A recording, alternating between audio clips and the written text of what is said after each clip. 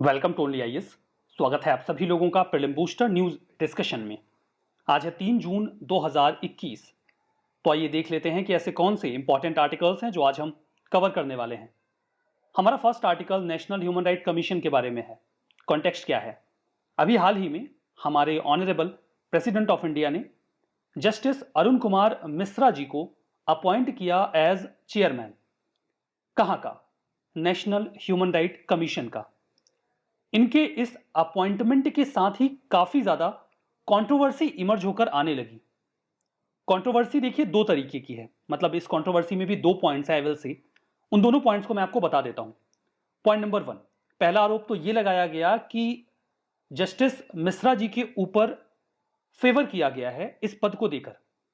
आरोप का आधार यह था कि फरवरी 2020 में उन्होंने हमारे ऑनरेबल प्राइम मिनिस्टर को एडमायर किया था एट एन इंटरनेशनल कॉन्फ्रेंस, जहां उन्होंने हमारे प्राइम मिनिस्टर को विजनरी, एक ऐसा व्यक्ति जो ग्लोबली सोचता है और लोकली काम करता है, ऐसा बताया था।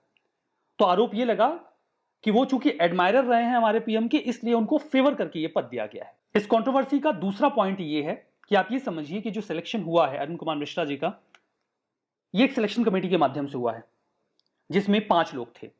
हमारे ऑनरेबल पीएम एज चेयरपर्सन, उसके बाद होम मिनिस्टर जी, लोकसभा के स्पीकर ओम बिरला जी, राज्यसभा के डिप्यूटी स्पीकर हरिवंश नारायण सिंह जी और लीडर ऑफ अपोजिशन। चूंकि लीडर ऑफ अपोजिशन लोकसभा में तो है नहीं राइट नाउ, ना तो पिछली ही लोकसभा में थे और ना ही इस लोकसभा में है।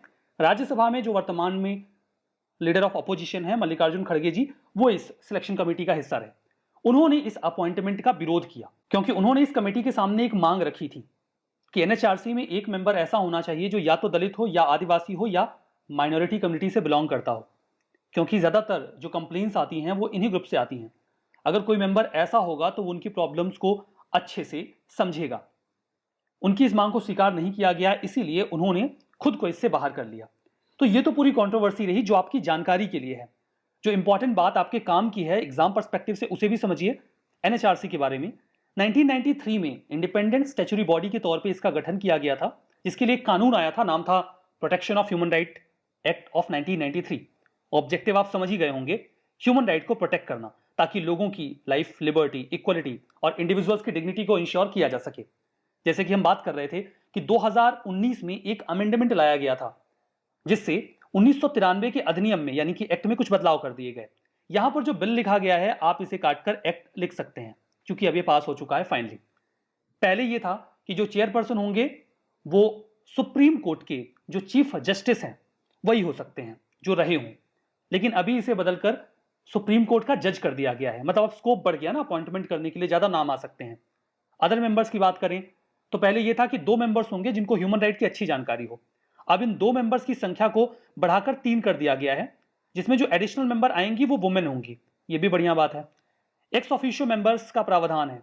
एक्स ऑफिशियो मेंबर का मतलब यह होता है कि जो व्यक्ति उस पद पर है वो ऑटोमेटिकली एनएचआरसी में आ जाएगा। जैसे कि हम कई बार बात कर चुके हैं कि आपकी माता जी के जो भाई हैं वो आपके एक्स ऑफिशियो मामा हैं, मतलब whosoever will be brother of your mother automatically will be your uncle, maternal uncle, मामा जी। ठीक है, तो एक्स ऑफिशियो मेंबर का मतलब यही होता है। तो पहले 4 बॉडीज से जो मेंबर्स होते थे वो एक्स ऑफिशियो मेंबर के तौर पे जाते थे। Those were national commission for minorities, national commission for schedule caste, national commission for schedule tribe और नेशनल कमीशन फॉर वुमेन, ये सब जाते थे। अभी 3 बॉडीज को और इंक्लूड कर दिया गया है। Those are national commission for backward classes, national commission for protection of child right और chief commissioner of persons with disabilities. 3 और मेंबर्स ऐड कर दिए गए। टर्म पहले 5 साल का था, उसे घटा के 3 साल कर दिया गया है। पहले रीअपॉइंटमेंट केवल 5 साल के लिए और हो सकता था, अब ये बार नहीं है। अपॉइंटमेंट आगे भी हो सकता है, अधिक समय के लिए हो सकता है। सेक्रेटरी जनरल की पावर को थोड़ा एक्सपेंड किया गया है। पहले उन्हें जो काम दिया जाता था वहीं पर वो अधिकार रखते थे, अभी कुछ मुद्दे सीधे सीधे उनके हाथों में रख दिए गए हैं। मतलब एडमिनिस्ट्रेटिव और फाइनेंशियल पावर्स अब उनको अच्छी तरीके से दे दी गई हैं। तो ये बदलाव हुए जो हमने डिस्कस कर लिए। अपॉइंटमेंट के लिए जो सिलेक्शन कमेटी होती है उसमें कौन कौन होता है वो यहां पर आपके सामने है। Prime minister, speaker of Lok Sabha, union home minister, deputy chairman of Rajya Sabha और leader of opposition, both houses of parliament, Lok Sabha Rajya Sabha दोनों के। तो अभी लोकसभा में थे नहीं तो राज्यसभा के गए। पावर सिंपल है, सिविल कोर्ट की पावर इनके पास होती है। मतलब ये समन कर सकते हैं किसी भी ऑफिशियल को, कोई सबूत मांग सकते हैं और जो भी इनके वर्डिक्ट्स हैं या फिर जो उनके डायरेक्टिव्स हैं उनको इन्फोर्स करवाने की कैपेबिलिटी रखते हैं। ये किसी भी डॉक्यूमेंट को प्रोड्यूस करने के लिए, डिस्कवर करने के लिए बोल सकते हैं और एफिडेविट की डिमांड कर सकते हैं एज एन एविडेंस। ये सारे अधिकार एनएचआरसी के पास होते हैं। हमारा next article one nation one standard mission के बारे में है। कॉन्टेक्स्ट ये है कि अभी हाल ही में RDSO research design and standards organisation को पहले इंस्टीट्यूशन के तौर पर रिकॉग्नाइज कर दिया गया है या डिक्लेयर कर दिया गया है एक SDO के तौर पर। SDO का मतलब है स्टैंडर्ड डेवलपिंग ऑर्गेनाइजेशन, एक ऐसा ऑर्गेनाइजेशन जो ये बताएगा कि किसी पार्टिकुलर प्रोडक्ट का जो स्टैंडर्ड है वो क्या होगा। ठीक है, ये पेन तो ऑटोमेटिकली चलने लगता है समटाइम्स, मिटा देते हैं इसे। ठीक है, अभी ये सही चल रहा है। ठीक है, तो इसे डिक्लेयर किया गया है SDO, मतलब ये बताएंगे कि किस प्रोडक्ट का स्टैंडर्ड क्या होना चाहिए। ये जो उन्हें डेजिग्नेशन दिया गया है SDO का, वो दिया गया है one nation one standard mission के तहत। One nation one standard mission जो है वो फॉर द फर्स्ट टाइम सितंबर 2019 में आया था। इसके पहले एक और ऐसा ही मिशन आया था, that was one nation one ration card. इसी स्कीम की तर्ज पर यह वन नेशन वन स्टैंडर्ड आया। जब ये पहला वाला आया one nation one ration card तो लोगों को बहुत मजा आया, तो उन्होंने कहा ऐसा ही एक और लॉन्च करते हैं, तो उन्होंने one nation one standard launch कर दिया। अब पर्पस क्या है इसका, मतलब वन नेशन वन स्टैंडर्ड लाने की आवश्यकता थी क्या? जब भी आप कोई चाइनीज प्रोडक्ट खरीदते हैं तो आपने उस संबंध में एक कहावत सुनी होगी कि चाइना का माल है, कितने दिन चलेगा। क्या आप चाहते हैं कि लोग इंडियन प्रोडक्ट्स के बारे में भी ऐसा ही कुछ कहें? नहीं ना। इसके लिए जरूरी है कि ऑल इंडिया लेवल पर एक यूनिफाइड स्टैंडर्ड होना चाहिए हर प्रोडक्ट का, हर चीज का, ताकि कोई ये ना कह पाए कि इंडिया का माल है कितने दिन चलेगा। वो बोले कि इंडिया का माल है, मतलब क्वालिटी तो होगी। इस चीज को हम इंश्योर करना चाहते हैं, इसी पर्पज से यह मिशन चलाया गया है। अगर किसी भी इंडिविजुअल को, किसी कंपनी को one nation one standard mission के तहत रिकॉग्नाइज किया जाएगा कि आप इस क्वालिटी का प्रोडक्ट डिलीवर कर रहे हैं, तो उन्हें जो सर्टिफिकेशन दिया जाएगा वो 3 साल तक वैलिड होगा। 3 साल के बाद उन्हें वापस से उस सर्टिफिकेशन को रिन्यूअल करवाना होगा। उस दौरान उनकी चेकिंग होगी कि जो उन्होंने प्रॉमिस किया है क्वालिटी वो डिलीवर कर रहे हैं कि नहीं। ऑब्जेक्टिव वही है। कई सारे इंस्टीट्यूशंस वर्तमान में इंडिया में वर्क करते हैं जो सभी स्पेसिफिक सेक्टर्स में स्टैंडर्ड्स को डिवाइड करते हैं। फर्स्ट ऑफ ऑल तो हमें इनफैक्ट डिसाइड करते हैं, तो अभी हमें उन्हें इंटीग्रेट करना है ताकि यूनिफॉर्मिटी आ जाए। ठीक है, दूसरा यह है कि हमें एक गिवन प्रोडक्ट के लिए एक टेम्पलेट स्टैंडर्ड तैयार करना है कि इस प्रोडक्ट का स्टैंडर्ड ये होना चाहिए।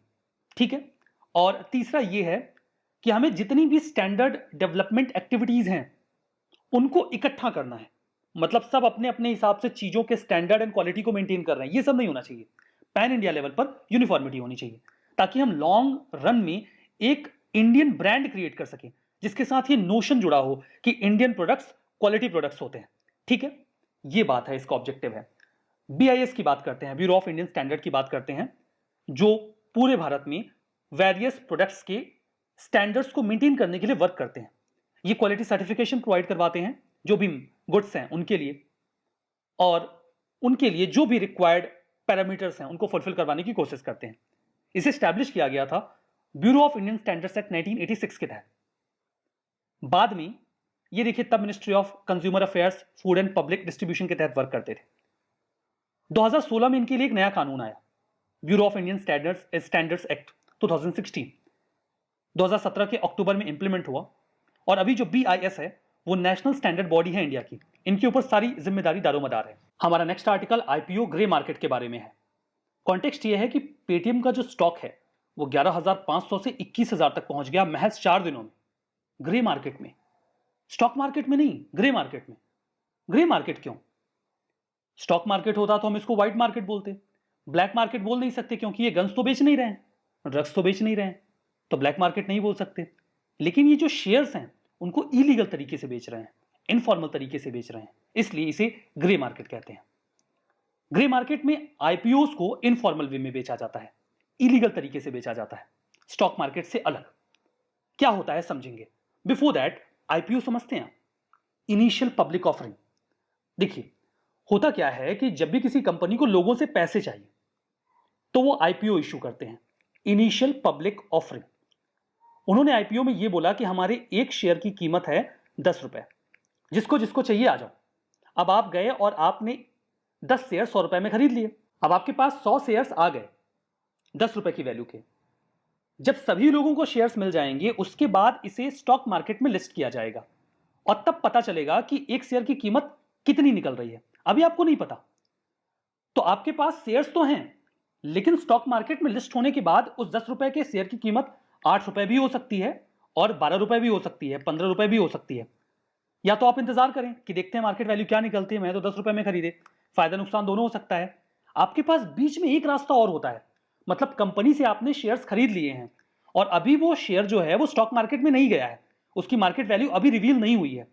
उसके पहले आप अगर नहीं चाहते कि आप स्टॉक मार्केट में इस शेयर के जाने के बाद का रिस्क लें, हो सकता है 8 रुपए ही कीमत मिले, आपको 2 रुपए का नुकसान हो जाए, तो आपके पास एक ऑप्शन ये है कि आप किसी ग्रे मार्केट वेंडर को ढूंढिए, ग्रे मार्केट इमीडिएटर को ढूंढिए।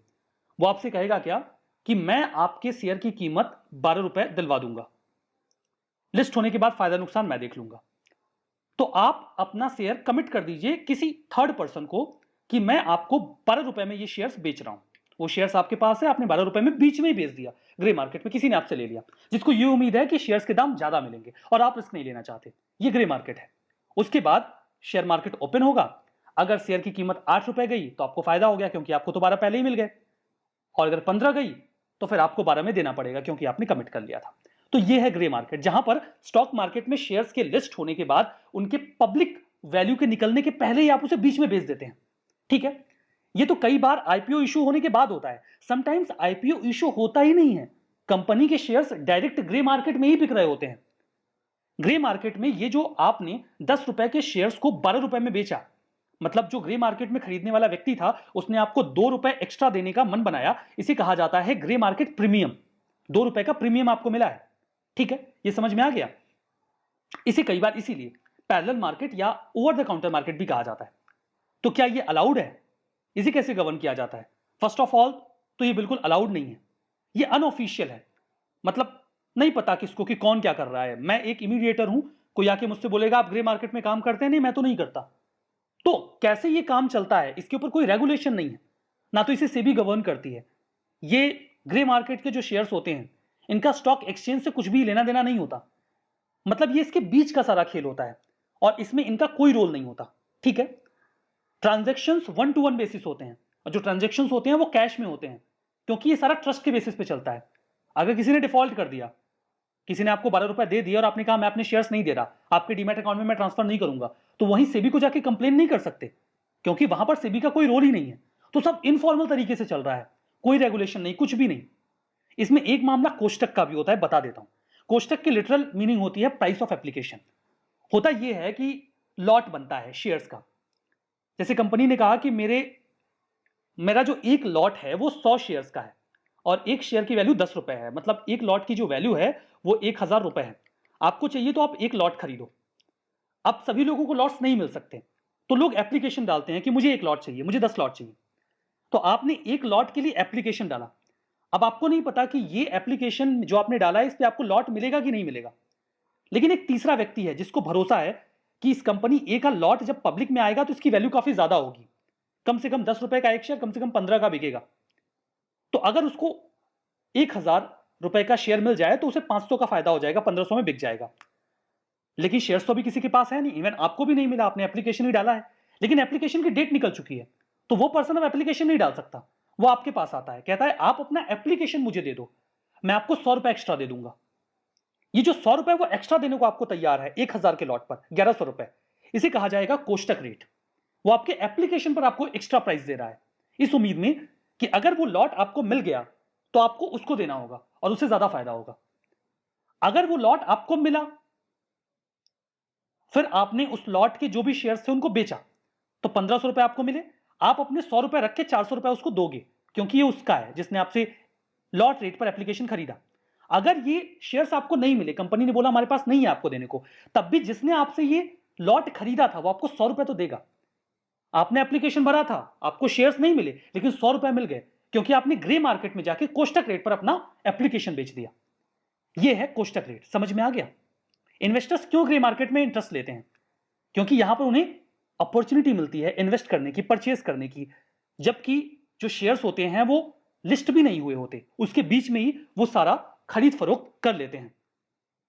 फर्दर जो इन्वेस्टर्स होते हैं वो आईपीओ एप्लीकेशन की डेट निकल गई, अब आपके पास एप्लीकेशन डालने का मौका नहीं है, तो आप ग्रे मार्केट में जाते हैं और कोष्टक रेट पर किसी से एप्लीकेशन खरीद लेते हैं। तो एक अपॉर्चुनिटी एप्लीकेशन इंड होने के बाद भी आपके पास रहती है ग्रे मार्केट में जाके इसे लेने की। जो कंपनीज होती हैं वो कई बार इसके जरिए स्पेकुलेशन लगाती हैं कि ग्रे मार्केट में उनके शेयर्स की वैल्यू क्या जा रही है। तो चूंकि इसके ऊपर कोई रेगुलेशन नहीं है, अगर आपके साथ ग्रे मार्केट में कोई धोखाधड़ी होती है तो आप कहीं कोई कंप्लेन नहीं कर सकते, इसलिए डेफिनेटली हमें ग्रे मार्केट के शेयर्स के या फिर एप्लीकेशंस के खरीद फरोख्त से बचना चाहिए। हमारा next article national commission for protection of child right के बारे में है। एनसीपीसीआर ने भी सुप्रीम कोर्ट को बताया कि लगभग 10,000 बच्चे ऐसे हैं जिन्हें कोविड-19 के प्रभाव के चलते मदद की जरूरत है। एनसीपीसीआर की बात करते हैं। स्टैच्यूटरी बॉडी है, 2007 में बनाई गई थी। 2005 के commission for protection of child right act के तहत नोडल मिनिस्ट्री है ministry of women and child development NCPCR के लिए। मैंडेट सिंपल है, ये देखते हैं कि जो भी लॉ, पॉलिसी, प्रोग्राम या एडमिनिस्ट्रेटिव मैकेनिज्म है वो बच्चों के अधिकारों के अनुरूप है या नहीं है, कॉन्स्टिट्यूशन में जो प्रावधान है उनके खिलाफ तो नहीं है। कॉम्पोजिशन की बात करें तो एक चेयरपर्सन और 6 मेंबर्स होते हैं, 2 महिलाएं कम से कम होनी चाहिए। इन सभी लोगों को सेंट्रल गवर्नमेंट ही अपॉइंट करती है, वो भी 3 सालों के लिए। चेयरपर्सन मैक्सिमम 65 सालों तक सर्व कर सकता है, जबकि मेंबर्स 60 साल से अधिक सर्व नहीं कर सकते।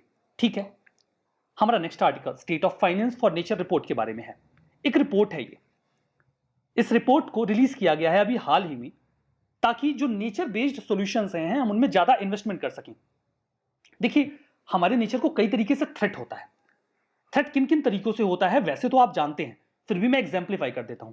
कई सारे डिजास्टर्स आते हैं, क्लाइमेट चेंज हो रहा है, बायोडाइवर्सिटी का लॉस हो रहा है, पानी की कमी हो रही है, लोगों की हेल्थ भी इस वजह से खराब हो रही है।